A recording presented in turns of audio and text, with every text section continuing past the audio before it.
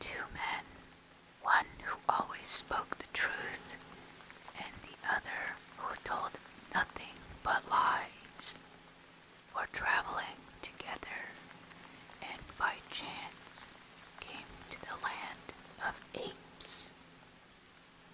One of the apes, who had raised himself to be king, commanded them to be seized and brought before him, that he might know what was said of him among men.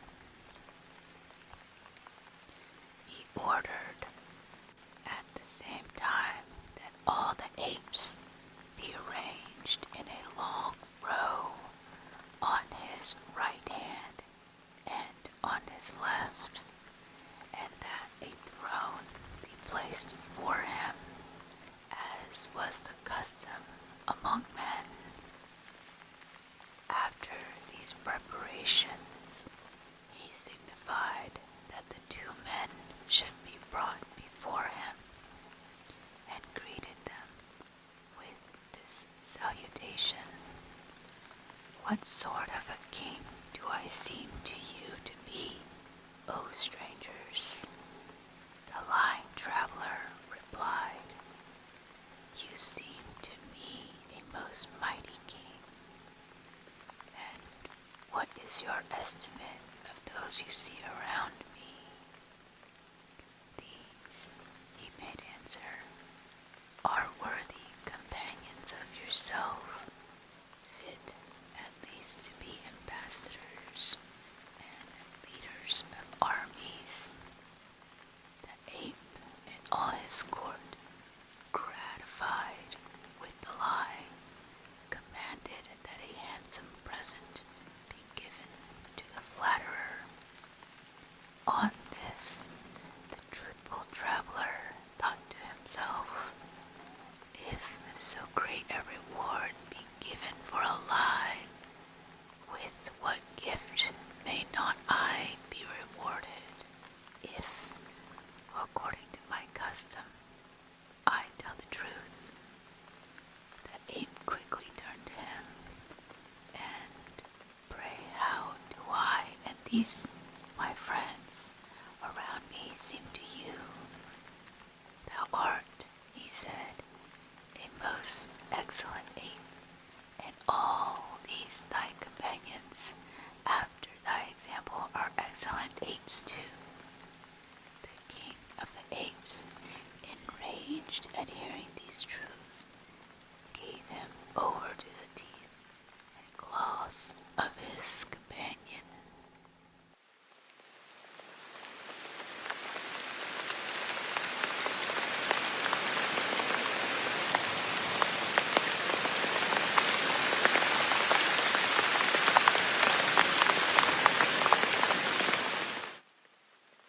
The ass and his driver. An ass, being driven along a high road, suddenly started off and bolted to the brink of a deep precipice. While he was in the act of throwing himself over, his owner seized him by the tail, endeavoring to pull him back. When the ass persisted in his effort, the man let him go and said, "Conquer, but conquer to your cost. A willful beast must go his own way."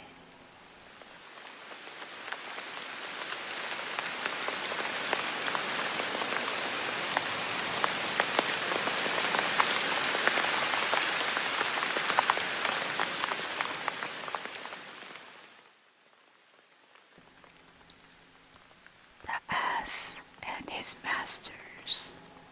An ass belonging to an herb seller, who gave him too little food and too much work, made a petition to Jupiter to be released from his present service and provided with another master. Jupiter, after warning him that he would repent his request, caused sold to a tile maker. Shortly afterwards, finding that he had heavier loads to carry and harder work in the brick field, he petitioned for another change of master. Jupiter, telling him that it would be the last time that he could grant his request, ordained that he be sold to a tanner.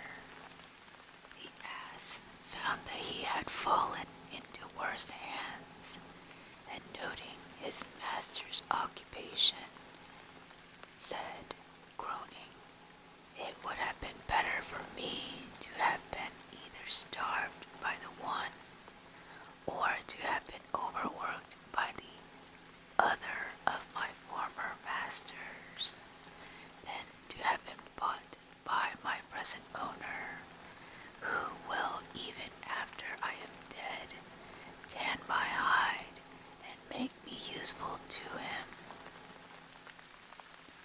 He that finds discontentment in one place is not likely to find happiness in another."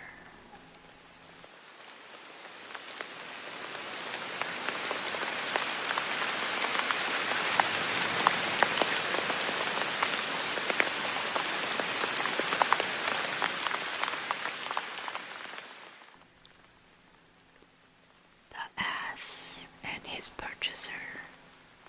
A man wished to purchase an ass, and agreed with its owner that he should try out the animal before he bought him. He took the ass home and put him in the straw yard with his other asses, upon which the new animal left all the others, and at once joined the one that was most idle and the greatest eater of them all. Seeing this, the man put a halter on him and led him back to his owner. On being asked how, in so short a time, he could have made a trial of him, he answered, "I do not need a trial. I know that he will be just the same as the one he chose for his companion. A man is known by the company he keeps."